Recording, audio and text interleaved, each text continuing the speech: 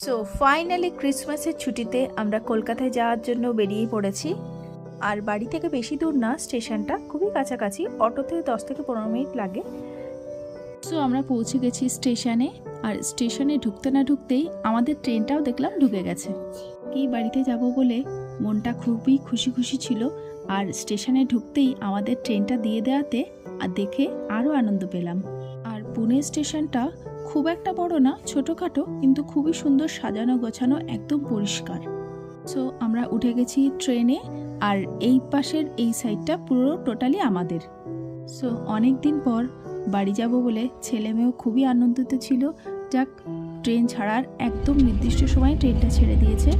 আর ট্রেনের সার্ভিস খুবই ভালো ছিল, টাইম টু টাইম খাবার, যার জন্য বাচ্চাদের কোনো অসুবিধা হয়নি। 1.5 দিনের জার্নি খুবই ভালোভাবে কেটে গেছিলো। ফাইনালি আমরা পৌঁছে গেছি হাওড়া স্টেশন। এখন শুধু